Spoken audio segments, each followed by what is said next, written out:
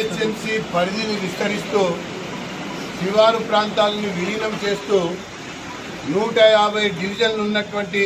జిహెచ్ఎంసీని 300కు పెంచడం, తప్పుల తడకలతో కూడుకున్నటువంటి తుది జాబితాని విడుదల చేశారు అని ఒక్కొక్కటి ప్రశ్నిస్తుంటే, నిలదీస్తుంటే, సమాధానం రాబట్టడానికి ప్రయత్నం చేస్తుంటే వాళ్ళ దగ్గర సమాధానం లేదని చెప్పని చాలా స్పష్టంగా ఈరోజు మేము పేర్కొంటా ఉన్నాం. ఒక డివిజను 2 శాసనసభ నియోజకవర్గాల్లో ఉండటం, ఒక డివిజను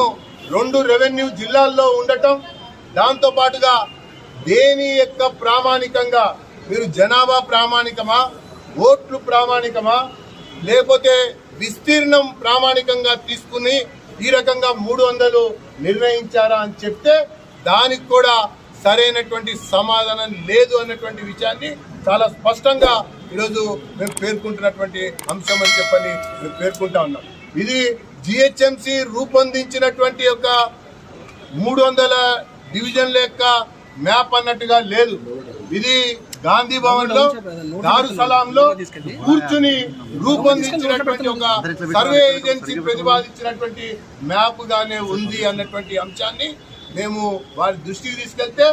వారు కూడా తికమకమై తబ్బిబ్బైనటువంటి పరిస్థితి మాకు ఎదురైందని చెప్పని ఈ సందర్భంగా మేము తెలియజేసుకుంటూ, ఒకవైపున 10,000 దరఖాస్తులు వచ్చినా, అనేక సూచనలు, జరిగిన తప్పిదాల్ని కోరుతూ సవరించమని విజ్ఞప్తులు ఇచ్చినా కూడా ఆ 10,000 మందికి సమాధానం చెప్పడానికి కూడా ఈ జిహెచ్ఎంసీకి తీరికలేదు. కేవలం అక్కడక్కడ పేర్లు మార్చారు మాత్రమే కానీ ఆ నైసర్గిక స్వరూపం విషయంలో కానీ, లేకపోతే జనాభాని ప్రామాణికంలో తీసుకోవడంలో కానీ,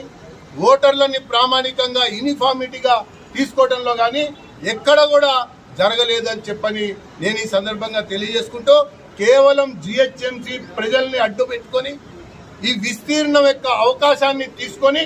కొన్ని వేల కోట్ల రూపాయల విదేశీ రుణాన్ని పొందాలన్నటువంటి ఒక లక్ష్యంతోనే ఈ యొక్క జిహెచ్ఎంసీ పరిధి విస్తరణ జరిగింది అని చెప్పని భారతీయ జనతా పార్టీ భావిస్తా ఉన్నది. మరొక వైపున ఈ దారుసలాం కి, గాంధీ భవన్ కి ఈ జిహెచ్ఎంసీని అప్పగించడం కొరకు రూపొందించినట్టుగా ఉందే కానీ సాధారణ సామాన్య పౌరులకి పరిపాలనని అందించేటువంటి దిశగా లేదు అన్నటువంటి అంశాన్ని కూడా మేము ప్రస్తావిస్తూ, దీనిపైన భారతీయ జనతా పార్టీ ఒక కార్యాచరణ రూపొందిస్తుంది. ఒక నిర్ణయం తీసుకొని మేము ప్రజల్లోకి వెళ్లి ఈ యొక్క ప్రభుత్వం యొక్క ప్రజా వ్యతిరేక విధానాల్ని ఎండగడతాం. నిరంకుశ దారుసలాం, గాంధీ భవన్ పరిపాలనని